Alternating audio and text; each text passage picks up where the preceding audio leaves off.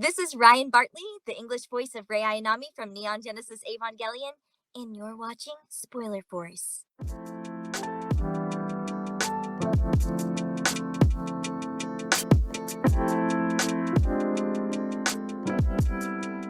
All right, so this is episode 163 of Spoiler Force Podcast. My name is Ricky, and thank you for tuning in. This week's guest is a voice actress. You may have heard her voice in shows like Evangelion, Demon Slayer, Jujutsu Kaisen, The Promised Neverland, Konosuba, Rei Zero, Isekai Quartet, and many, many more. Let me bring my guest here, Ryan Bartley. Thank you so much for being on the show today. Hey, thank you so much for having me. I'm so excited to hang out with you. First of all, I just want to say thank you to Heather and Calvin. They were the ones that I was exchanging emails with before sent you an email last week. So thank you to them for being able to like make this work and just for Yeah. being very easy to talk to. But yeah, thank you so much for doing this, Ryan. Like I said, this is an amazing opportunity because what's funny is with Evangelion, I'm gonna be honest, I was not into that show growing up. I always knew who the characters were. Asuka and Rei are definitely very promotable characters because you can see them in almost anything really, like when it comes to brands or Mm-hmm. promotion stuff. But it wasn't until like late last year where me and my cousin went to go watch the Evangelion movies, and then he was like, no, if you like the movies, go watch the original one. But they had the Netflix version on Netflix, so I watched that, and hearing your voice and hearing your take on it was really good compared to like, not saying that the other ones were bad, but I really liked your take on Rei because hearing you play like someone like Ram from Rei Zero, you had a really good like Rei speaking voice. That's pretty much what I'm Aw, trying to thank say. you. Thank you. That's funny. Sometimes people just prefer whichever one they heard first, just because that's kind of how your brain is wired or whatever. So I appreciate that I wasn't the first Ray that you heard, but you still liked my performance. That really means a lot. Thank you so much. Yeah, I don't know. It just the way it's just very different, which is really cool to see how other voice actors take like their interpretations of, Totally. iconic characters and all I that. I But totally agree. I think it's almost like because Evangelion is such a sort of important piece to film and TV history, to anime history. It almost feels like, I mean, I'm not trying to exaggerate, but it truly feels like almost like different versions of Hamlet or something, like something really yeah, iconic that like a lot of different actors have done, and it's kind of cool to see like how one person interprets this and bring what this person brings to it versus what this person. And it really, like, I think everyone that's been involved in Evangelion is an incredible actor, and I look up to all of them. But I think it's really cool that we have like sort of these different versions to look to, just to see like what this artist brings to it versus this artist, because it's truly a work of art, and everyone will have like a different response to it and a different interpretation. So yeah, it was an honor to be one of those. So yeah. did you find any like I guess not so much like jitters or what's the word I'm looking for? Like, were you Like the intimidated by pressure. this? Yeah, were you Yeah, intimidated by this? it was the good thing about the way we did it was that because it was going to Netflix, we were in like a capsule, meaning that like we didn't have really, and no one knew we were working on it, in terms of like the fans and stuff. Uh, as opposed to like a simuldub, you have like people's input, and like if there's an episode coming out every week, then people are like, oh, like they want to engage with you and like discuss your performance. But we didn't have any of that because it was a Netflix show. You can kind of take however long you need, and Netflix sets its own release date. So if you need more time, you need more time. Like it's not like, it's not like it's going to air every Tuesday on a simuldub platform or something like that. You know what I mean? Or so basically that took some of the pressure off, because we weren't like under someone's eye as we were doing it, because you have to really tune out whatever the fan expectation and reaction could be. Because I've said this before on other interviews, but like the way I approach a character is a set of opinions, that it's what they think about this, what they think about that, what they think about that. That makes up what a character is. The character has no like concept of what the fans are expecting or what people want from Evangelion, you know what I mean? So I couldn't let any of that touch me. I couldn't let any of that into the booth when I was approaching this character and when I was trying to cultivate my own version of it. I just had to sort of work with blinders on and just kind of stay focused on what is in Ray's world and what I can develop opinions on, and let that influence my performance instead of what the fan base may expect. You know what I mean? But I will say, like, the title, the words Neon Genesis Evangelion, they were in, I went to film school. I'm a film major. I went to USC. Those words are in our textbook. Like, it's referenced in cinema textbooks because it's that important to animation history, and it's that important to television history. So I had seen, this title, these three words in this order for years. But I didn't know, I wasn't familiar with it. I hadn't watched the series. But I knew that it was this really sort of acclaimed historical show. So that existed. Like, I did have that concept of the expectations, but I just kind of had to turn that off and do my best work. But yeah, I mean, it always exists. Like, you don't, as much, you try to keep your blinders on, but I was also aware that this is a big deal and that people are gonna, have opinions about it one way or another. But I think, like, I mean, we worked really hard on it. We, like I said, because it wasn't a simuldub, we had the time that simuldubs don't always allow for us to explore and really find our version of it and what we were comfortable, presenting to the world. And I'm really proud of what we did. And yeah, and I love talking to people. Most people that come up to me, at least, um, a lot of them have been Ava fans their whole lives, and they love every version of it. They've started watching it on Toonami, with the original English dub, and they then went back and watched it in Japanese, and they gave the Netflix version a shot. I like to call it the 2019 version because Mhm. it may not always be on Netflix. First of all, who knows? And second of all, it's on the Blu-ray. so, I like to call it the 2019 version, but whatever you want to call it. People have given that a shot, and most of the fans I talk to respect it, all of it. They're fans of the franchise, basically, and it's not really about like one version versus another. um but yeah, I'm thankful for everyone that's given it a shot and let it make you think. And it's a journey. Watching Evangelion is quite the journey, so I thank everyone who went on that with us. Yeah, that show was quite a trip. I always knew that it was like, with the big mechas and fighting like the angels and all that. I knew like the baseline of the story. But once I got into it and like did like a deep dive of the entire story of Evangelion, just to understand like how the movies were made, because there was different endings with the more recent one that's not like on Yeah. Prime versus like the ones on Netflix. So there's lots of changes in details. New characters are in, old characters are not in there. So I had to Hmm. like study this. And my cousin, who is actually my roommate, he is a big Ava fan. He's got like figures in his office right now. Like he has what was it? The not the angels, but like just this first the first robot, the second one. Oh yeah, the He has Ava, the units. yeah, he has That's all, cool. all all the cool units and stuff like that. And You'll have he to he tell him was I he said hi. What's his name? Bobby. Shout out to Bobby. Yeah, Hi. he'll be That's pretty cool. happy. Like once That's so sweet. when he found out that I was speaking to you, he's like, who does she voice? I was like, Ray. He goes, oh my god, I love Ray, and he was giving me like Hi. this big spiel of like his thoughts on the characters. Um, Nice. I'm Team Bobby. but when I guess, were you able to give any like input at all, like on your take of Ray, or did you take any inspiration from the other Well, voice actors? that's a really good question. So, I actually, no disrespect to anyone else who's ever played Ray in English. You know, I think they're all great actresses.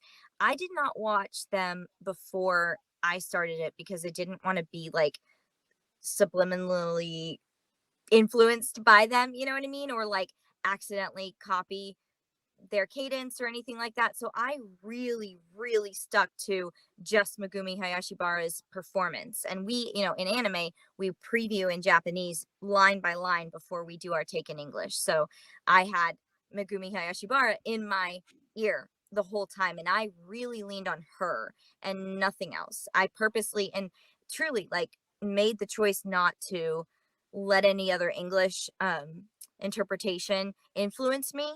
Of course, I've seen some clips of their work since. I'm always tagged in like comparison videos and stuff like that. So it's not like I have not seen their work. And I really also look up to the other actresses that do it in English. But I didn't watch them before I took my stab at it. Um, but I did watch everything in Japanese before I started dubbing, including the movies, not the rebuilt movies, but including End of Ava and Death. And then, line by line, I'm watching Megumi Hayashibara, and I really just tried to absorb that vibe, and let that influence me. But that's a really good question, because I can see how, and it's funny because our interpretations in English, the different versions, they're not that different, which means that we were all probably looking to the same source. That's how you dub, that's what you do. So, but yeah, I didn't watch them beforehand. I get asked that a lot though. Yeah, because I only ask that because I know that with other people being casted as Ray, like maybe they said something that really like inspires the dialogue, because I know that sometimes the script could be like switched, they'll switch certain Oh, words out and stuff yeah, like that. yeah. So like, even like very little details like with different words could Right. change the whole meaning of like the dialogue. So like Yeah, it, it, yeah. it could really change the character as well. I didn't really answer the other part of your question, was if I had like my own agency in I didn't make any script changes that I can remember. I mean, I really looked to not only the Japanese actress but our dub director Carrie Karanen, who also played Misato in the 2019 version. Um, and she's a great actress in her. She's people usually know her from Kill la Kill, I think. But she's in like all many things, and she's someone I've looked up to for a long time. And so I didn't usually like suggest changes contrary to what she was already looking for. But she definitely guided me a lot, and we tried different things. Like she would say like yes like that, yes, but now pepper in, it's also this other thing, a hint of this. And the way she described it to me is like other characters are painting with like a palette like this, and Ray has that same palette, but everything is smaller. And so you go a little here and you get a little from there and you get a little from there, and that was kind of the confines that we were working within. And so, and she used to always say this character is on a razor's edge, meaning the adjustments we are making are so minute. It takes such a fine paint painting paintbrush to get in there and make those tiny little changes with our Ray, takes line by line as we're going through and finding it. And we spent a lot of time like in anime. You usually, especially with simuldubs, you don't have very much time, and you're getting like one take that's great and maybe a safety. Like you're trying to get like one or two takes at most. And as long as they're fitting within the flaps and it's working, you move on because you've got to, because this is, whatever, simuldub, you got to get it out there. But because it was Netflix and because it was Evangelion and we knew that, the pressure's on, we did so many takes. It was like, I mean, we did scenes so many different ways. Pepper in this, now take that out and put in this. It was like really hunting for something special. Um it was a very fulfilling experience artistically. I will say that. It did not feel like we were rushing through anything. It didn't feel like we were just trying to get it done to get it done. None of that, which is often the case in anime, is that we are just kind of like up against deadlines. So it was really a unique experience. Taking your time in it. Also, that world's very heavy and depressing, let's be honest. So like, Yeah. spending that much time in those scenes was like, yeah, not so, not happy. Um, but I'm really pleased with what we got. And she also, Carrie Kiernan, directs a lot of theater. And when you do theater, you do rehearsals for a long, you do rehearsals for months sometimes before a play opens, right? So the way that she approaches anime, at least when you have the time, is kind of like that, where you take your time and you find what you're looking for. And the cool thing about voiceover is we're recording as we're exploring these options and different flavors of what can be in that scene. We're saving all the takes so that if something doesn't work, she can go back and decide, no, we had it before. This is what we want. This is closer to the original Japanese intent. And so we're gonna hang on to that second take or that fourth take and throw away the eighth and the ninth. You know what I mean? Like they don't doesn't always get better. In other words, you're exploring. Um, and so that's the luxury of having everything on tape. So we can pick and choose. But yeah, that was like basically the process of it. And like I said, like I did not really suggest like many changes that were, I mean, especially dialogue changes. That's just not really my job, unless something is really not feeling right in my mouth and it's just so unnatural to say that I cannot, vibe with these words. Then I try to just let the director guide me, let them do their job, and try to do my job. I think that's really neat how you mentioned that you weren't able, or you were able to at least take your time with this. Because I've had voice actors on my podcast, and usually the ones that the work that they do is always like simuldub, so there is like a time limit, or like there's you have to be on schedule. But it's really cool to hear your experience on being able to work on a show where you didn't feel like that need to be rushed. And I think that's a whole new experience for me. Like for me, just hearing that, like that's really cool. Yeah, yeah, it was fun. I mean, like I wish that everything could be like that. We all do. We all do because simuldub, we love getting people content as soon as we can, but it is not always, you know, it is not always the best for your artistic experience. Um, and especially with something like Evangelion, you cannot rush that. Can you imagine? Like you can, you got to just like, however long it takes is how long it takes. You got to get it right. Um, and so, yeah, I feel very fortunate that that is the way that we got to do that. And we don't always have that luxury, and that's fine too. I mean, like in voiceover, we're often like just everything is so fast paced in the whole entertainment Right. industry. Everything's so fast paced. So that's part of it. And we're used to working as quickly as we can and moving on and moving on. But I'm really glad that we didn't have to do that with specifically with Evangelion. When you were watching, I guess when you do watch like your scenes of Ray, um, you know, watching Evangelion as a whole, like I said earlier in this episode, like it was a trip for me because I did not expect it to be so more of a like an emotional and mental roller coaster. Yeah. Like just seeing Shinji go through his emotions and his character development. Like there are times like in the 2019 when I was watching that, I was getting pissed at Shinji. I was like, "What the hell are you doing, bro?" Like the Yeah. scene with him and Misato, and then like you kind of see him not being able to make the right choice, or he's conflicted. And then there's also like Ray and Asuka in the picture involved, like trying to do what they think is right. But for you, Ryan, when you see like Ray's, I guess, character development in this show, what was going through your mind seeing that?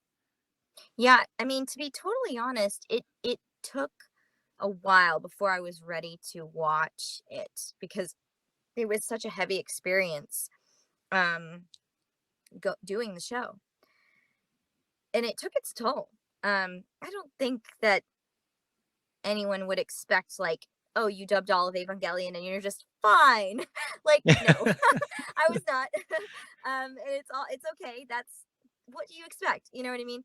Um so I didn't watch it right away. I watched it eventually because I was trying to compile some clips of my work, and I mean I loved it. I mean it can be triggering. Like I always tell people don't binge it. Like don't rush through it. You can take your time with it, step back from it, like walk away. It also, I think, it benefits from you meditating on it and sort of letting it marinate, thinking about it, not just binging it, binge all the way through. Like, go, walk away, like, stop watching it and go think about it. That's like part of the process, I think, probably for most people for that show specifically. And, so yeah, it took a while before I was like able to watch it basically. And, I mean, we watched the night that it dropped on Netflix. I was with Casey. and we watched a little bit of it like right away just to make sure like it's really us, it's really there, because you also don't want to announce anything unless you know it's out, right? You also like, they would have a hard time redubbing all of Evangelion, but like in general in voiceover, you don't want to announce anything until you um see that it is for sure you, until you go to the theater and see the movie, or you buy the game and play it, because you don't know for sure that you made the cut. Like that's the honest truth, is like they can replace you. It's just audio. It's not like filming a movie where they can't, well, nowadays with technology they can actually superimpose other people into movies, but with voiceover, because it's, just taking audio out and replacing it, they can recast you very easily up till the final mix, until, so we did watch it like right away just to be sure, like it's us, it's out, our names are in the credits, our voices are in it, yes, we can announce it, we can talk about it. So we did watch it like a little bit like at midnight, but then I didn't watch. I watched a couple episodes of Casey, and then we like didn't, neither of us watched it for months. um but yeah, I mean, going through the journey again, watching it, I don't watch it often, so it's not like, uh I mean, it's kind of such a heavy thing that I don't know. I don't think most people like casually watch it. Maybe you do. If you do, cool. More power to you. But like, it's kind of have to be in the right mood, sort of thing. Um, and it's still a very powerful experience for me when I watch it. Uh, Everything feels really real. The groundedness of the 2019 dub is makes it really a heavy thing to digest. um and I think everyone did a really great job. Like when I look back at it, I kind of know what I did, because the first time I watched it, I was watching it for my own performance, because I was like collecting clips of my work. So now when I look at it, I pay more attention probably to the other people, and I'm so fortunate. Like everyone that was in that was such a great actor. Greg Chung is in it. Erica Lindbeck's in it. Like these people that are always good in everything. And everyone brought their A game, and so yeah, I mean, I look at their performances, and I sort of take in more of what they were doing artistically, because I knew what I was doing artistically. Like I don't need to revisit that, I was there. It was hard, it was sad. But like, looking at the other characters, and it's one of those shows where you kind of could notice something different every time you see it. So I notice more things about the story or the iconography and stuff like that as we go through. If I happen to like watch it, which again, like I said, it's such a heavy thing that I don't actually casually watch it when I'm like, just before bed, like turn on some movie. Right. No, Yeah. no, I, The themes are very like very mature for yeah, what it is, because yeah, like you said, I don't think like this is something you should just watch casually. This is right, very in depth. There's a lot of yeah, meaning and a lot of themes in the show. So like, I was one of the few that binged it. So that's why like I felt all types of ways when I yeah, I'm watched it. sure. I was like upset, I was frustrated, I was sad for Ray, and I was like, what the Hmm. hell is like happening in this world? Yeah. And but I guess just seeing when you did get the voice Ray, was there, I guess, something that related to her? Like, did you feel some sort of relation to this character? Was there something that she went through in this show that you kind of saw in yourself as well? Like her, I don't know. I guess just not being like Yeah. different, but like because she obeys everything and she just does everything on an order. Like she didn't really think for herself until like towards the end. I mean, I think she has a sense of duty, like a sense of responsibility, and like a job to get done. And it's all about that job. I'm a workaholic, so I kind of get it. Um, that's not all she is, though. I mean, she is like questioning what it is to be human. What is a human? Is she a human? Does she, you know, where are her emotions coming from? Her sort of investigating, like, what her own sort of like where these feelings are coming from, her feelings towards Shinji and Shinji's dad, and like these things that are coming up that she, wants to know, like, does this make me human? Is this, what is this? The tears, seeing that scene, I love that scene. um weirdly enough, my character in Sonic has like a very similar scene. Um, but and which is also played by Megumi Hayashibara in Japanese. Oh, really nice. That's Yeah, cool. yeah. She plays Sage in Sonic as well. So but I mean that whole experience I think is more relatable than it seems on the surface. Once you're in it and you're like living in the skin of that character, um coming to terms with like your own emotions and questioning like why do I feel this way is a very human experience. So there's a lot of ways that I related to her. Some ways I did. The weirdest thing is she doesn't, I mean, this is like a small thing, but it always stuck with me that she doesn't eat meat. And like the what that mean, like what does that holds I think a little bit more weight than like, I mean, that's a really specific choice not to be a meat eater. Ryan, I love meat. I'm from Texas, so I'm kind of a like meat and potatoes girl, but steak. But yeah, there's things about her that I'll always remember investigating the not eating meat, because what does that mean? Like meat is it's a living thing, right? But she's not. Or is she? Right? She is. She's not a doll. I write that on my Funkos sometimes. I'm not a doll because they're not dolls. um, but and then her room, she's like kind of a messy person, which you wouldn't expect from someone that's so like professional and like focused. But it's because she's focused and professional in this way over here that she doesn't see necessarily the importance of spending any time on this other thing that's like irrelevant compared to what her duties are for, you know, piloting the Ava. Um, and that's also like that I mean, that's like a very relatable thing. I relate to that when you're like so focused on your job and then you're kind of like your house is a mess. Like that's Right. always me whenever I'm traveling to cons, whenever I'm swamped in auditions and work. Like, yeah, my space looks like Rei Ayanami's kind of, like as embarrassing as that is. Um, but there's things like that. I mean, that's just a small thing. Then there's like deep things and there's bigger things and there's more personal things that, I would live with inside me. But like, yeah, I mean, you find yourself in your characters. If you're a good enough actor, you find a little bit of yourself in all your characters. And yeah, I mean, there was much more of me and Ray than or of Ray and me than I expected. And I've played similar characters like before and since a little bit. Uh well, not a little bit, like a lot. Um and so I'm kind of like continuing that sort of artistic exploration, I think.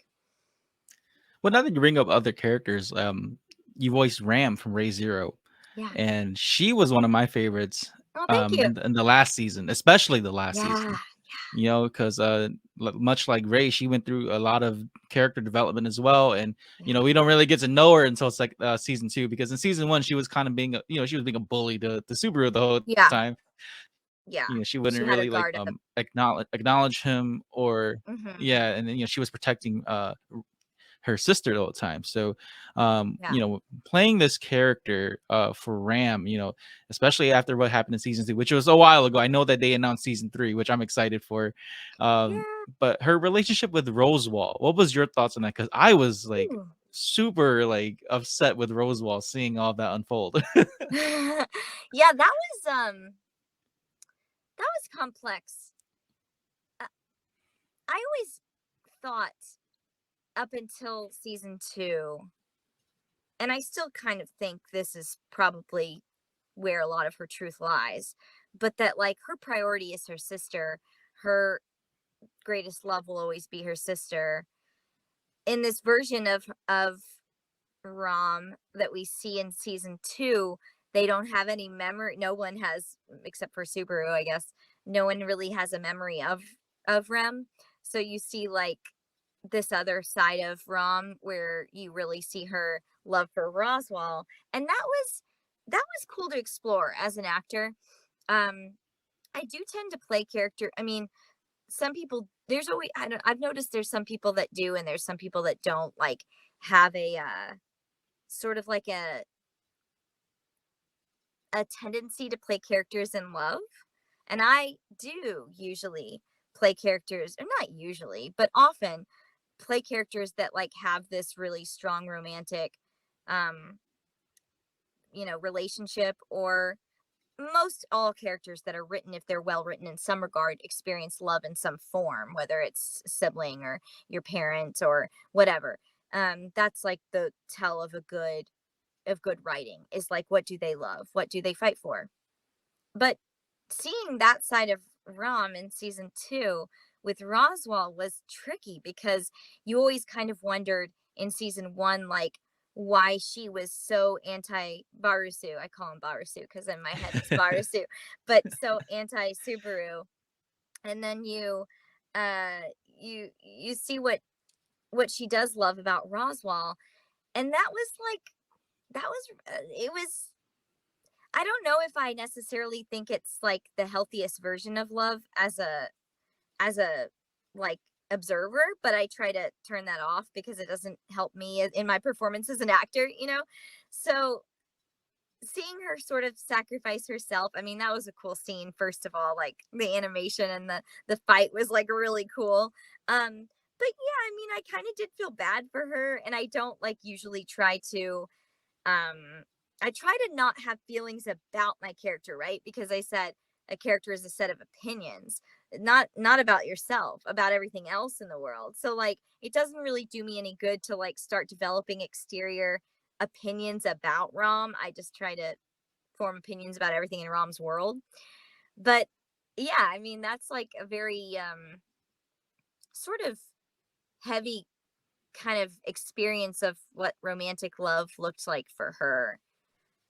But she's a really strong person. I mean, she she fought all the way through that and never gave up. So it kind of makes me feel like she's a lot stronger than like we ever expected, especially if you consider that she's working at like half strength. I mean, she lost Yeah. her horn. So like this isn't even what she would have been capable of in a world where she hadn't made that sacrifice, that initial sacrifice for Rem. If she hadn't done that, she would have been like way more powerful than anyone in this world, right? Except for maybe like whatever the dark sort of forces behind this whole thing that's happening. But she's obviously like an incredibly formidable person, basically, in a lot of ways, emotional strength as well as obviously physical strength and magic ability. And considering she doesn't even have uh her horn, it's like, wow. If you think about it, like, yeah, she's pretty powerful.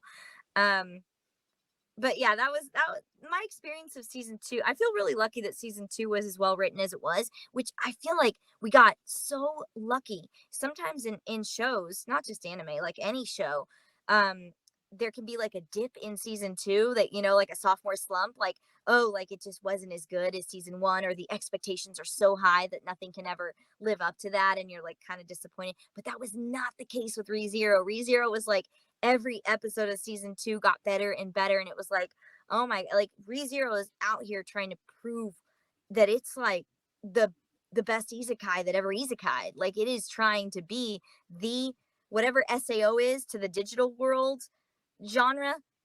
ReZero is trying to be that for isekai, and it was like it was very impressive to see. So first of all, I was just really kind of blown away by the writing of it and the story, and the fact that we got to explore um Rom more and see like her tenderness, her love, her strength for Roswell, because we hadn't seen that. We saw the Rem stuff. We knew she loved Rem. We knew that she sacrificed uh her strength for Rem as a child, and we knew that that was a strong bond. But seeing this other side of her really come to life, like that was so artistically fulfilling. I kind of still can't believe that we got that. So yeah, I just feel really thankful, to be honest, because you never know, like especially with ReZero, you don't know which character it's going to focus on next. So I don't hold my breath. Like, I have no idea even if I'll be in the next season. She wasn't in the trailer, so who knows? Like, we didn't think that Rem wouldn't be in season 2, really, right? So, I'm not going to hold my breath. I don't know what, is in store for season 3, but I feel very, very, very lucky that we got to explore more of Rom in season 2. And if that's all I ever get, I'm grateful. If we get to explore deeper, I'm game, So we'll see where it goes. I have a feeling it's going to be like something we never could have predicted. So, unless you read the mangas. But even the manga, there's like several different ways it could go from what I've heard. So, we'll see what happens. Yeah, I haven't really read the light novels at all. I know that there are like available books for different endings that Subaru Yeah. takes. Hmm. But no, I wanted to like piggyback up on what you said about Rams, because like her character development was something I did not see coming from Right? season 2. Because but that's why I loved her character so much in season 2. I was like, man, like she really went all the way just to try to bring Rosewall back from like his Hmm. obsession with the witch. And just Yeah. seeing that character, like just someone who is just kind of, I don't want to say she's a background character, but she's just like there, like she's just a good support character. And then Yeah. see her come to the forefront, and then the fight with Roseball, being able to keep up with him and play defensive maneuvers around him, and make him think. Like I thought that was really cool, just to see how Hmm. her growth as a character happened in the show. But Hmm. I'm excited for season 3. I'm sure you will have some several episodes in season 3. I don't know, because like you said, like, you would like basically what you call support character, like who knows? Like season 3 could be about Felt or Beatrice. Yeah. Like, what if Beatrice is the main character? I don't know. You know what I mean? Like, it could literally go anywhere. So, I'm really glad that Rom got her moment to shine, but I don't expect it to stay that way. I would assume that probably like someone else is going to get the spotlight. So, and that's kind of cool, like, because we don't know, because you never know like what's going to happen, and anything is possible in that world with restarting and going back in time, Right. and going to these different worlds, like where he has the tea party stuff, like you can go to another dimension kind of thing. Like, literally it could go anywhere. So I don't try to predict what it's going to be. I don't take it for granted. I don't assume that I'm going to be on the show. I hope, of course, I hope I'm going to be on the show. I would love to come back. But because we didn't see much of Rem in season 2, like, I know now, like, nothing is guaranteed. You're just lucky if you show up. If you don't, you don't, So I hope we make an appearance, and I want to see them back together, because I did miss that. I did miss seeing Rem and Rom together.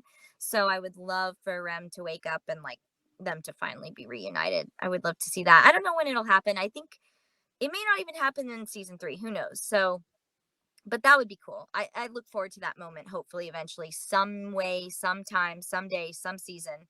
I look forward to that happening.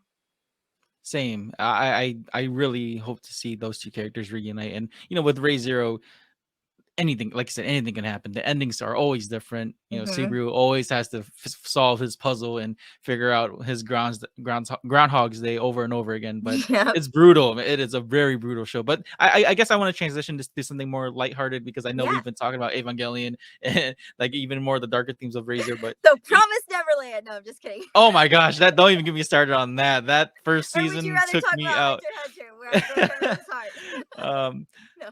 no, Isekai Quartet. That Oh was yeah, that's something fun. that Isekai Quartet is very lighthearted and hilarious. But I did not Yes. know you voiced Chamosuke from Konosuba, the cat. Oh yeah, Chomsky. Chomsky. Yeah. So Isekai Quartet was like so much fun, because we already knew these characters so well, and like all the actors have been playing these characters for years for the most part. But like, getting to do just the comedy version, because in my real life, Ryan, I do a lot of like live comedy and improv and stuff. So doing like the comedy version of ReZero and doing that character, but just being able to focus on like the funniness of her, because she is actually a very funny character. Not in season 2. Season 2 was so heavy, but like in general, she's very funny. And so getting to explore that was really cool, and getting to play Chomsky and Rom, um it was so, I mean, Chomsky's so cute too. And we have like, I have to have a shout out now to Konosuba. An Explosion on This World is airing weekly right now on Crunchyroll. So I'm Yes. back as Chomsky right now, currently, like recording it like this week, like now, and it's airing right now. So if you haven't seen the latest season of Konosuba, check it out because Chomsky is heavily featured, and I also play another character named Dodonko, who's very cute, another Crimson Demon. Because the season revolves around Megumin and Yunyun and their Crimson Demon school. So yeah, a lot of Chomsky. And but that was so fun. I mean, Isekai Quartet is like, it was such a blast. And it was an interesting thing too, because two of the shows were based in Texas and two of the shows were based in LA. So if you don't know, for your viewers, if you guys don't know, Isekai Quartet was a like chibi uh short show about, well, actually I forget how long the episodes were. They They were might like have been 10 full. minutes. Okay. But it was characters from what, Overlord, Konosuba, ReZero, and Tanya, I Tanya. forget, Tanya the Evil Yes. or something like that. Yeah. Yes. And so Overlord and Tanya were done in Texas, and Konosuba and ReZero were done in LA. And this was before the pandemic, when everything, after the pandemic, people started remote recording more. Those two groups became more mixed. And now you hear people in LA and Texas dubs and vice versa more often. But back then, it wasn't really done. And so when we started Isekai Quartet, we were really like kind of surprised, and I still feel very fortunate that the Texas based directors were using the LA talent, and they used the original cast, and we called in and we were working with them remotely through Source Connect and that kind of thing, which is the way that basically when the pandemic happened, like everything was done that way. But at the time, that wasn't the case. So we were remote recording with Texas, and that was like my first experience getting to work with. I think my first experience getting to work with like a Texas director, and calling in and doing this remote session with people on a different time zone and stuff like that. But now that's such a common thing. Like, but at the time it was really weird, and it was so like I hadn't met the Jeremy Inman was directing season 1 of Isekai Quartet, and I had never met him, and it was just, I felt just really lucky that they used us, instead of finding voice matches or whatever, because you can't take it for granted. Like, you never know what the production is going to require. um and we weren't sure if they were going to call us back to do it, so and we don't, like I said, we don't assume that they are. Like, every time we feel lucky that we're asked back. So yeah, that was like a very special, cool thing. And Chomsky is so cute, like, especially like Chibi Chomsky is so cute. Yeah. So yeah, it was a good time. I like that show. It's very funny. I loved season 1 and 2. Like it really, that's what kind of like it introduced me to Overlord and Tanya, because I Hmm. never watched those shows. I initially only watched it because of Konosuba, because I Oh, love really? that gang. I love that show, the characters. And you brought up the Konosuba with Megumin in it. And did you voice Dodonko in the movie too? Like, because I Yeah, know she was in the movie. I did. Yeah, Oh my yeah, gosh. yeah. I absolutely love Konosuba. It's just a hilarious anime, like, just to make you think of, is it just another isekai based anime, but it is hilarious. And I saw this meme on Facebook where they're like, when you play D&D, you think you're like, the Goblin Slayer team, if you ever watch Goblin Slayer, but Yeah. really you're like the Konosuba The team Konosuba. where yeah, everyone's like doing their own thing. But That's it's so funny. That's um so true. No, it's hilarious. And that is like, when, speaking of memes, when those like little like square things go around on Twitter, and it's like, what is one of your favorite English dubs that you don't think anyone could do? Like, my answer to that is Konosuba. Like, I think that is such a good dub. Um Faye Mata's Aqua, like, so funny. I cannot imagine that character sounding like anything else. Um and just the timing, the comedic timing, uh, it was very well directed. Um, it was just really good. Like the Konosuba dub, if you guys haven't watched it, if anyone watching is interested, I don't play a big role in it. I'm not saying this because I'm trying to toot my own horn. I'm barely in it. Um, it is one of my personal favorite dubs. It's just really solid, really funny, really well written. The jokes land, the timing lands. It's just really fun. It's a good time. It's a really Konosuba's fun. I was really stoked to come back for this season because like it's one of my personal favorite things. I've probably like as a viewer, artistically other things have been more challenging, and more memorable maybe perhaps, but like as a viewer, just as an audience member, like Konosuba's got to be one of the best, like especially comedy um anime series that I've ever seen. It's so good. It's such a good Exactly. show. Yeah. That's exactly how I feel because it's so comedic. That's why I love the show so much. And Yeah, it was just like what you think these characters are is not what you see. They are completely opposite, and that's what makes right. it so great. But Right. I wanted to ask you this. I mean you don't have to confirm this. I know that there's an Isekai Quartet movie that Japan released. I don't know if it ever came out to the States. Yeah. So Did you see that at all? somebody added me on IMDb to the movie, but like I haven't worked on the movie. Okay. So I don't know if it's still up there. Maybe somebody deleted it. I don't, because I haven't seen it in a while. But I remember noticing like all of a sudden it was on my IMDb page one day and I was like, yeah, no, I didn't do that. So I have no idea. I don't think there's a dub of the movie at all, to my knowledge. I know for sure I didn't dub it. I'm pretty sure no one has dubbed the movie, but I hope to. Like, that's so cool. I didn't know there was a movie of Isekai Quartet. I want to come back and voice my characters if it gets a dub, but yeah, I haven't heard anything about that, unfortunately. But you never know. I mean, I hope there is a dub for that because when I saw the Japanese trailer, I was like, they have to bring this to the States. There's no way that the show is not right? gonna be in the States. I hope So so. Yeah, I didn't even know it existed. I literally found out about it because somebody added it to my IMDb, which is like, don't do that. Like, don't add things to people's IMDb's. You don't know that it's gonna happen or that it's a real thing. Like, I don't know why people do that, but they do. And so that was how I found out it existed. And I was like, and then I was kind of nervous because I was like, oh, if that got a dub, that's not me because I didn't do that. So I kind of thought, is it out? Like, did it happen? Because they definitely recast me if that's the case. But no, I don't think it doesn't exist. I guess that there's just no dub for it yet. But maybe someday. I mean, I hope so. Like, I'll absolutely come back if asked. And I would love to do it. So, just fingers crossed, and you never know what email you're gonna get. It literally happens like out of the blue. You get an email that's like, "Hey, we're dubbing this. What's your availability this week?" So it could happen at any minute, but so far, nothing. if you want to start your own podcast like Spoiler Force, then sign up with Buzzsprout. Buzzsprout has helped hundreds of thousands of users like me to begin their podcasting journey.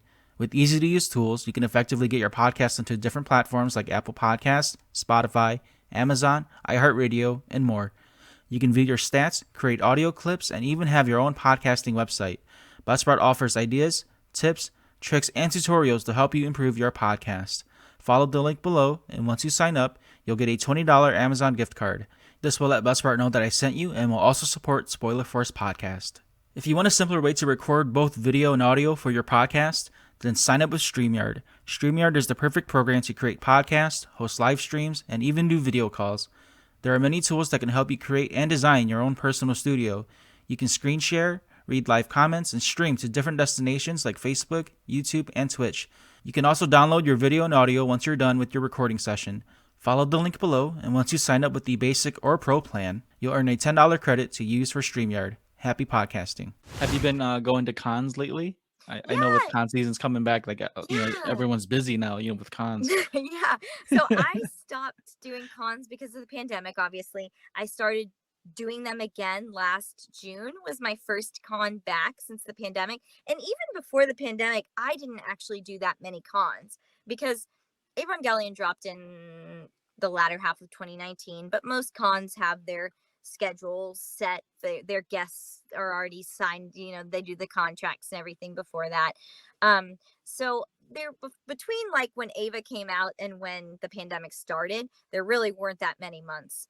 Um, so I just didn't really do many cons before the pandemic. I had done ever in my life, like maybe like 6 or 7, like collectively. And then I started back up in June of last year of 2022. And between June and Christmas of 2022, I did 10 appearances, including like store signings. They weren't all conventions, but I did 10 appearances, and that was like a lot for me. That felt like diving into the deep end. But this year I have another really pretty packed schedule. This currently right now is my longest break for the year. So I've had, I think, like 3 weeks off already, and I don't have another appearance until the weekend after um, this coming weekend. So this is like my longest break. And then I have cons like throughout the rest of this year. And that's been really, it's been incredible. I mean, like I said, I'm finally getting to meet those Evangelion fans that I didn't get to meet through in person, at least before the pandemic, or during. So I'm finally getting to meet the Ava community, and I'm finally getting to meet the Sonic the Hedgehog community, because Sonic, I'm the new character in the new Sonic game, and so I'm meeting the Sonic fan base, and they're incredible, so nice and so welcoming, and so they love Sage. They love Sage, so I love them. And we're having fun, and I got to do my first con with the cast of Sonic. We went to SAC Anime about a month ago, not even, a little less than a month ago, I guess. But that was I had met the Sonic people before, the cast, but that was our first public appearance together, and I had only met them very briefly, so this was like our first time doing a panel together, and having those conversations. So that was really, really cool. Roger Craig Smith is like very, very funny. I didn't realize he was a stand-up comedian before he was a voice actor, or at least early in his career. He did stand up and comedy, and he was hilarious, and it was great being on a panel with them. And yeah, it felt like home. It was very strange, because it felt like this is where I'm supposed to be. Like, this is obviously where I was supposed to be. Like, there was a Ryan size little puzzle piece waiting for me to join them. It was a trip. But life works like that. Like, you do find yourself where you're supposed to be. I've always trusted the universe, and trust that, like, you find your place, you know.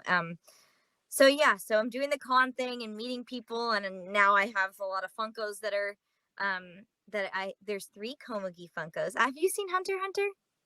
I have not, but I do Oh. have like I know a lot of people are gonna be mad at me for that, because I have a friend who messaged me a Hunter x Hunter question, which will be like Oh. towards the end of this episode, like Yeah, yeah. with some fan questions. But he was like, "You watch Hunter x Hunter?" Right? I was like, no, but I know, it's a big deal, especially for shonen anime, and like with the writer taking like, the hiatus and then coming back. So like Right, right. that was a big thing. So yeah, I know like a lot of the listeners who know me like are like telling me to watch Hunter x Hunter. I That's just so I have funny. that was just one of those animes that I have not just made effort to watch. Yeah, yeah. Well, it's also really long. There's a lot of episodes, but I bring it up because now, years. I mean, we finished that show years ago. Right. Now there's a Funko of my character, 3 different versions, including a chase, and then one with her and another character. And so, I'm, because the Funkos were just released, I'm meeting the Hunter x Hunter fan base. So even though this is not like a new show, this isn't even a current show, although people say it's coming back, and whatever, but it's not like currently. No, I'm not working on it. I'm not coming back to hunt. Well, I won't spoil anything for you, but but just, I'm not coming back to Hunter x Hunter is like a safe thing to say. But getting to meet the fans of Hunter x Hunter because of the Funko release has been really, really cool. And I never thought, I mean, I didn't think that now in 2023 we would be talking about this thing that I did years ago. And even when we did it, it wasn't new. We were dubbing it like years after it had been out in Japan. So getting to meet the Hunter x Hunter fan base has been really cool. But yeah, just doing all the cons. I mean, the cons, it's a lot of traveling, and I don't necessarily travel that well. It's kind of a lot of stress, and different time zones, and you got to balance your work and your travel, and also have like a regular human life with your friends and family, and it is hard to balance all that. But I'm having a blast getting to meet and talk to people who's have been impacted by some of the shows that I've gotten to work on, and talk to them about what it was that resonated with them. And I love it. I play a lot of characters that are like they're very like somehow emotion there's a lot of emotionally triggering kind of elements to their storylines. So sometimes people cry, that's okay, like bring it in, we can hug it out, cry, like it's all good. That happens all the time. I mean, with the hunter, you don't know, but with the Hunter storyline and the Ava storyline, like we're dealing with some heavy things. So Oh yeah. I get a lot of people crying, and that's totally fine.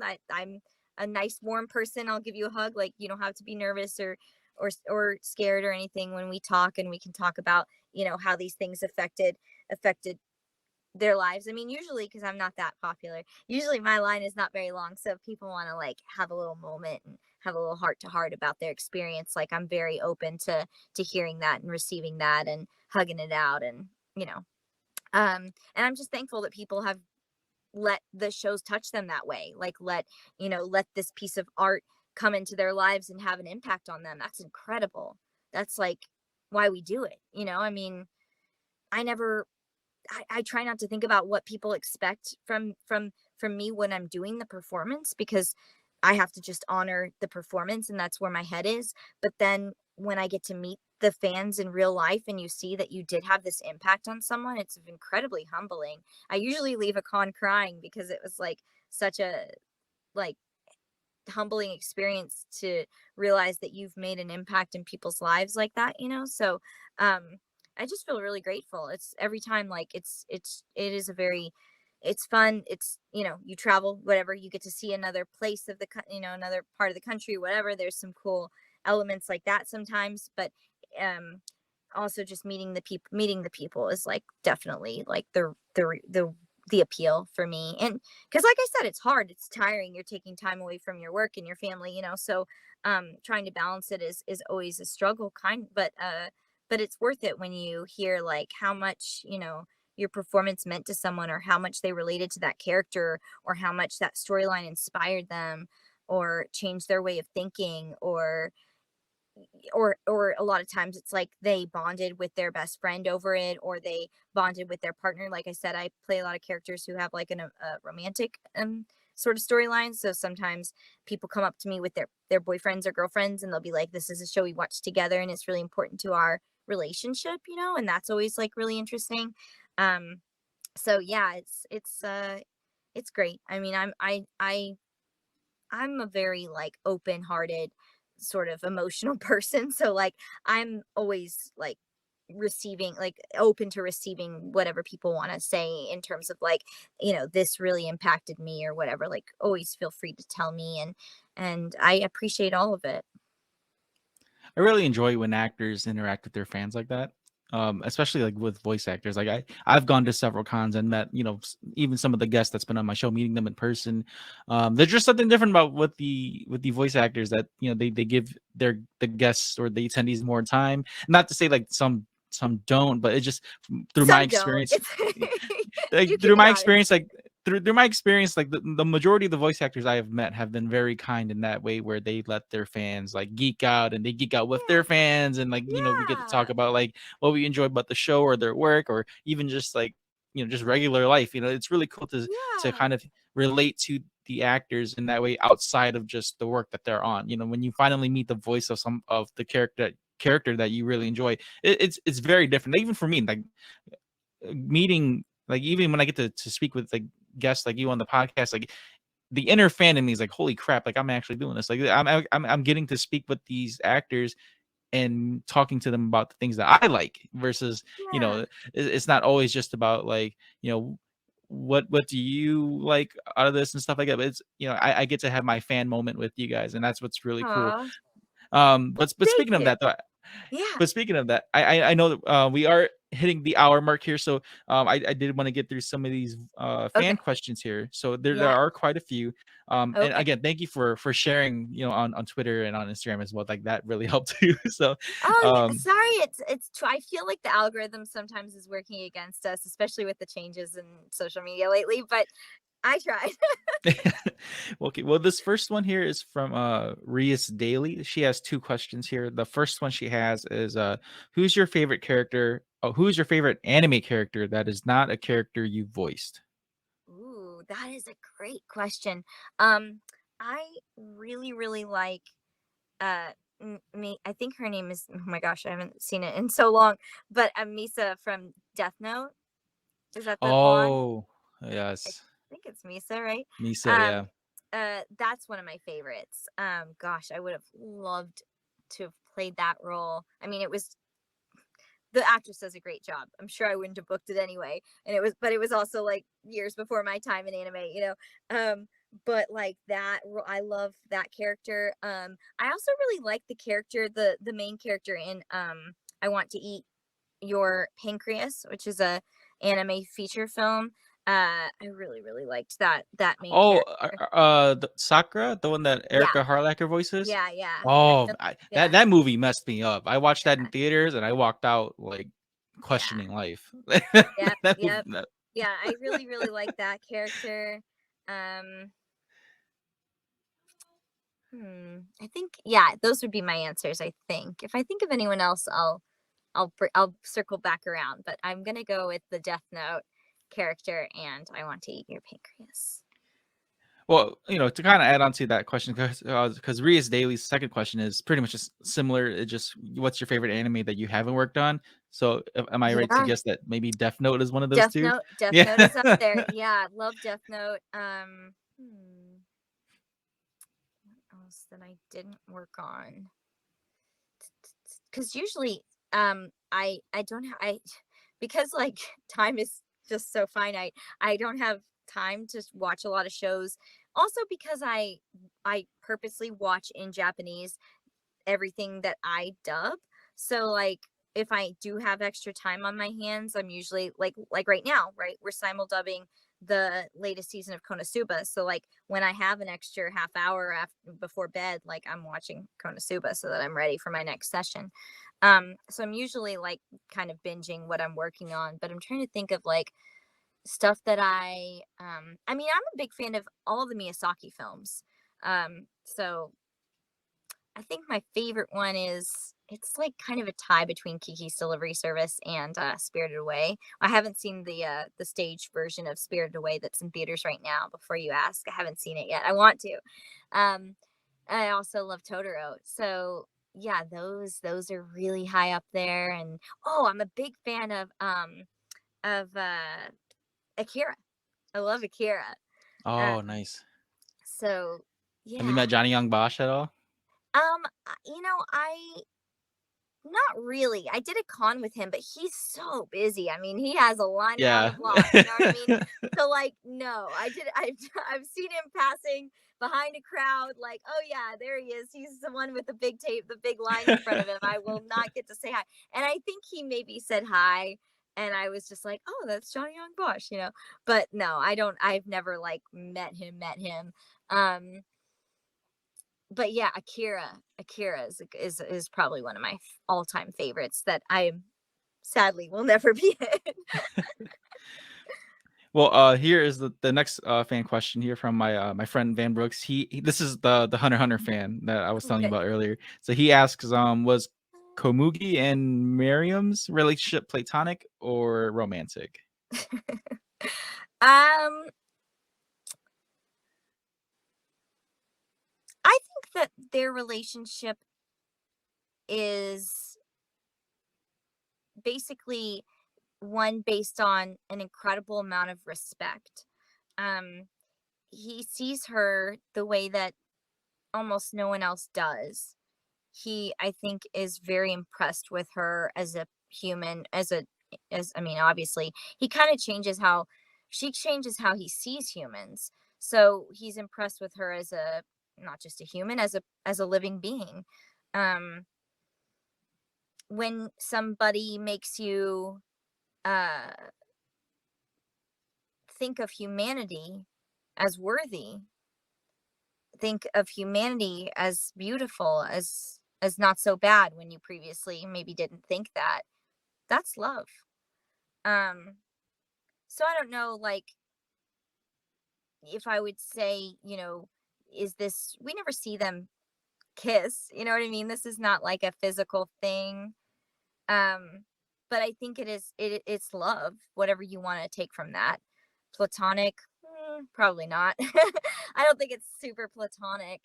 um I think it's really deep. I think it's a really deep uh connection based on respect, which the most romantic, I mean, the most successful romantic relationships are probably, I mean, that's the most important part of it, is respecting your partner as a human, at seeing their value, so it's not physical, um because she's not physically attracted to him because she can't see him.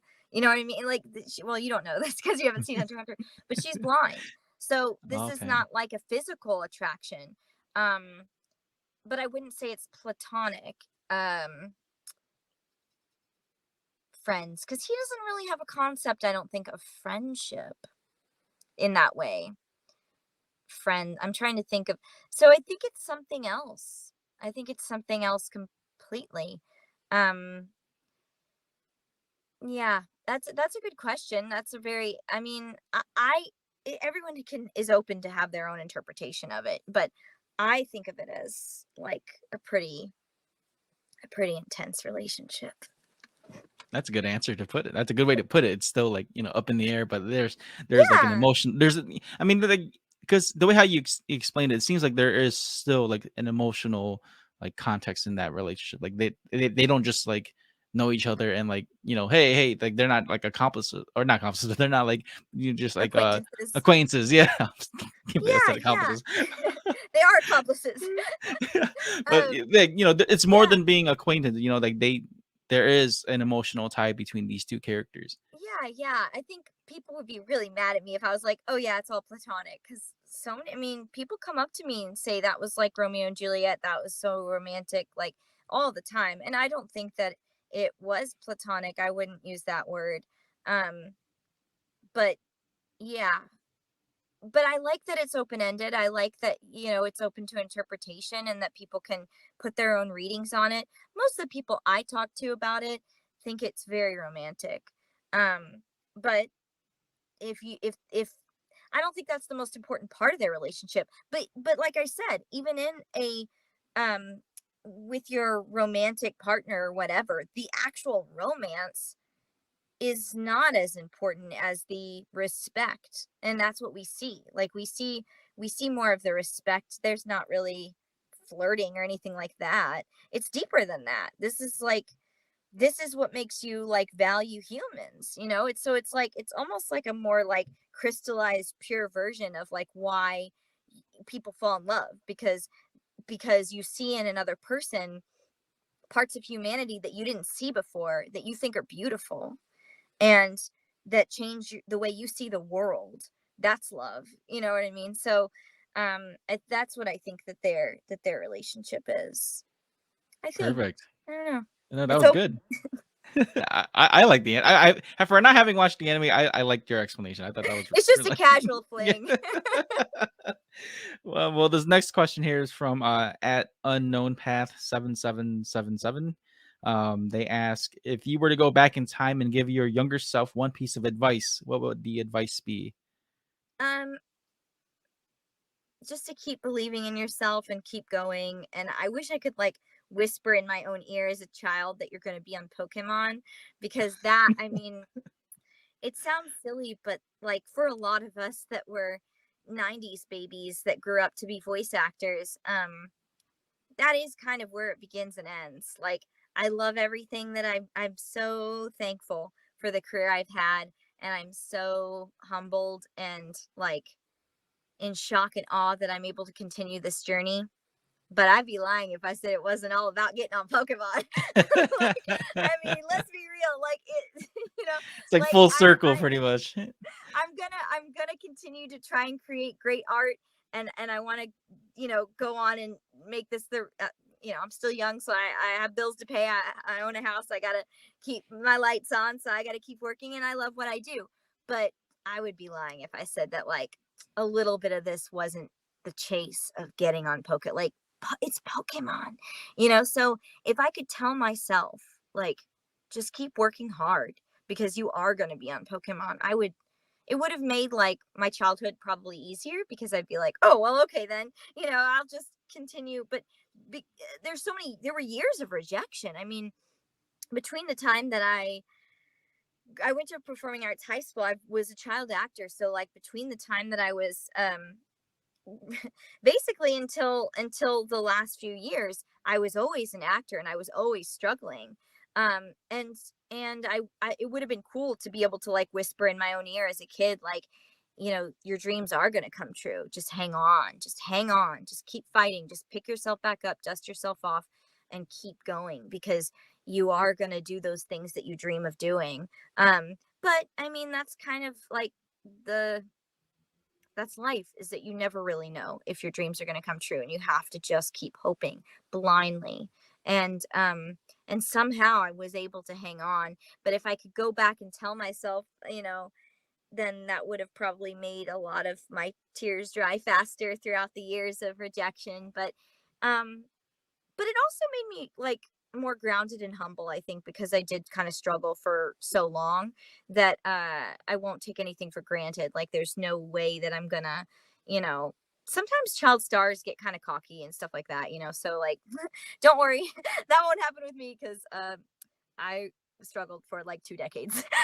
So, you know, it's only just barely going okay-ish, and I pray every day that it continues to go okay-ish.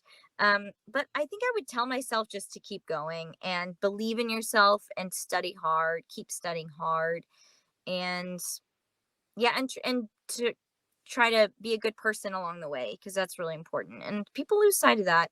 So, that's what I would tell myself. Perfect. Yeah, that's really, I really enjoy hearing like those experiences from actors, because a lot of fans even nowadays, like fans want to be who want to be voice actors now versus like back then where they wanted to be like in movies. Kids are growing up wanting to be on like anime now, so it's Yeah. good to know that, to hear your experiences as an actor, like you're gonna face like a lot of these rejections, you're gonna Yeah. struggle for your dreams, and it's It not comes as easy with as the it looks. territory. Yeah, Yeah. yeah. It comes with the territory. But remember, anything worth having is worth fighting for. And if anyone could do it, anyone would do it. So like it's gonna be hard.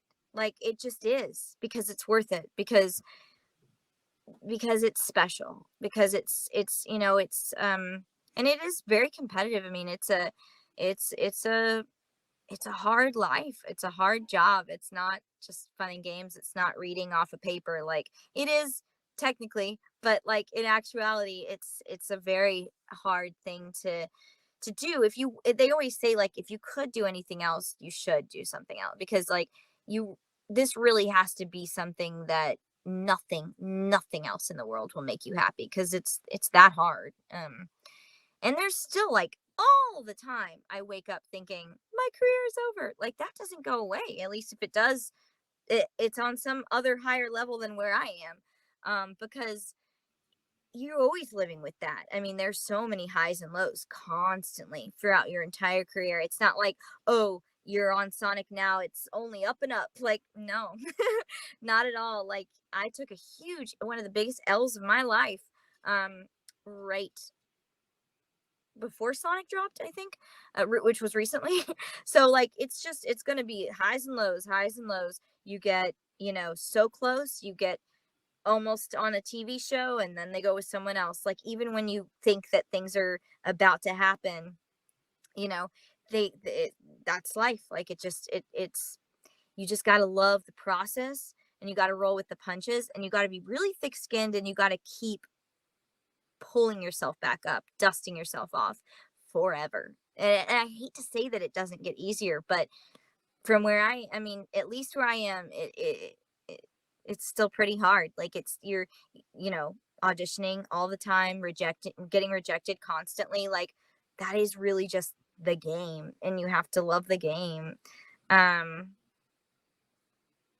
it's hard. I mean, that's all there is to it. But like I said, if you couldn't do anything else with your life, then you couldn't do anything else. Then you better buckle up and get ready for a roller coaster. But to this last question here, is from my friend Julian from What's in My Head podcast. He asks, "What character throughout your career sticks with you the most, and which character was the furthest departure from your personality?" Oh wow. Okay. So Rei Ayanami sticks with me the most. That is just like the reality of doing Evangelion. It sticks with me more than any other show. She sticks with me more than any other character. Um, and she's also the base, I think, for a lot of other characters, like inspiration. Like even the writing of other characters often feels like this artist was probably inspired by Evangelion, and I can tell when I'm reading the script or when I'm auditioning.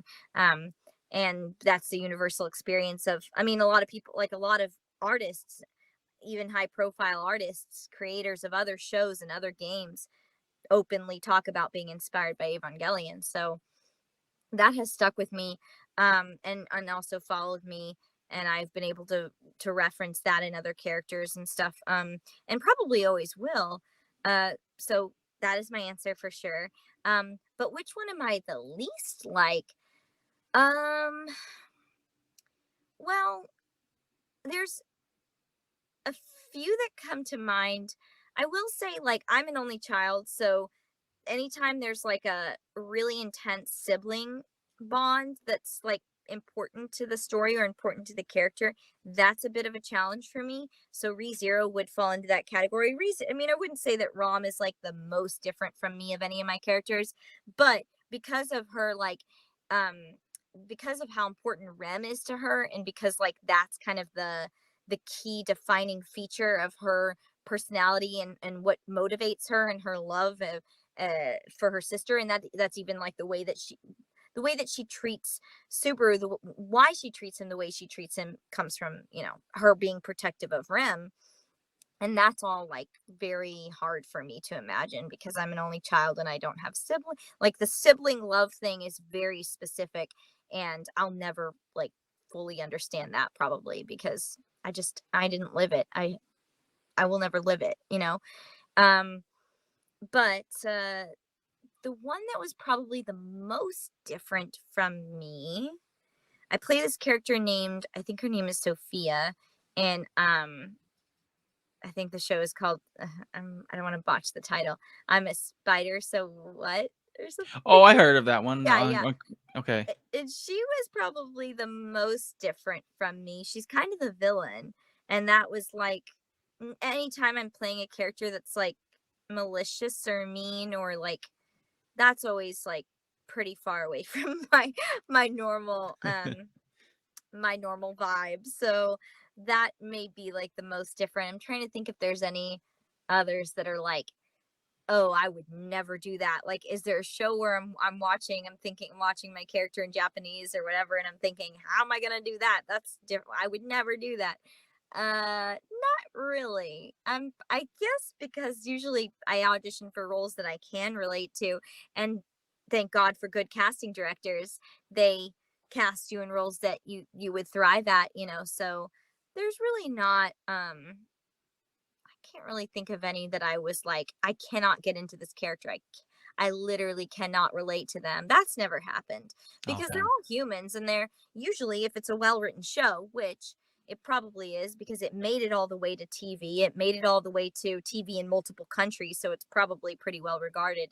Um, Usually, good writing has like something relatable about a character, and it's my job to find what about them I can relate to, not judge them and say, well, that's stupid. Why'd they do that? I would never do that. Like, that's not my job. I try to turn those emotions off and not judge them, not say no to their choices, but try to imagine a circumstance under which I would say yes to their choices. And so yeah, I guess my job is basically the opposite. My job is to relate to them, not to distance myself from them. So I just, even when a character is very different from me, I try not to focus on that. I think of all the ways that we are the same. So that's a hard question. I'm gonna have to think about that as I go on further. Like, is there one that's like really just like nothing like me?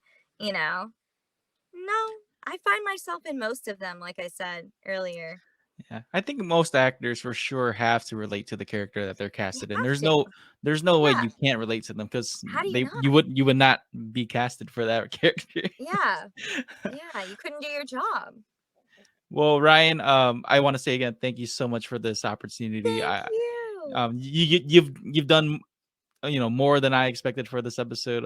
So thank you so much for just your time and just to be able to talk about your career and all that stuff. So Oh, I so appreciate that. but hopefully, if you ever want to come back on the show, I'll love to have you back on. We can talk more about like Yeah. your con experience or even your theater experience. So that would be really cool to dive into as well. But for fans and followers who do want to follow you and support you, how can they do that? Yeah, so on Twitter I am at Ryan Bartley, RyanBartley, just my name. Um on Instagram, which I think I'm going to try to use more because I lost my verification on Twitter, as we all did. So I may potentially be moving over to Instagram more. On Instagram, I'm Ryan Bartley, with just my name but with an E in front of it because someone else already took Ryan Bartley. So I'm Ryan Bartley. On TikTok, I'm also Ryan Bartley. Um, and then on Facebook, I have a Facebook fan page, which you can, if you want to like it, give it a like. I appreciate it. That always helps me. So if anyone still uses Facebook, please go like my fan page, which I think is like facebook.com/, and then I think it's actor Ryan Bartley. Okay. It's like my headshot. So if you see that, and there's only one fan page for me, and I have it linked to my Instagram too. Which if I start using my Instagram more, then you'll see more posts on Facebook by default. So that's kind of where to find me. I don't think there's really any other social media that I'm using right now besides those. Um, and I don't know which one I'm going to use. It used to be Twitter. Like I did used to be on Twitter the most, and I don't know if that's, unfortunately, I don't think that's going to be the case maybe. So yeah, but follow me anywhere. I will always like try to write back, try to respond to people's comments or tweets or yeah, so keep in contact. Perfect. And I'll have that in the show notes as well. But yeah, Ryan, thank you so much for your time, and I really appreciated this just to be able to speak with you again. But yeah, so this is episode 163. Make sure you like, share, and subscribe. Make sure you follow Ryan on her socials. Thank you guys so much, and have a great day. Thank you guys, thanks for hanging out, thanks for having me.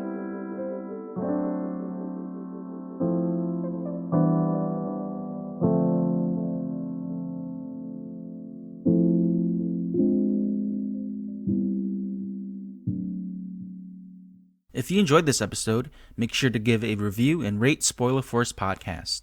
If you want to get all Spoiler Force updates or even peeks at behind the scenes, you can join the Spoiler Force Discord community.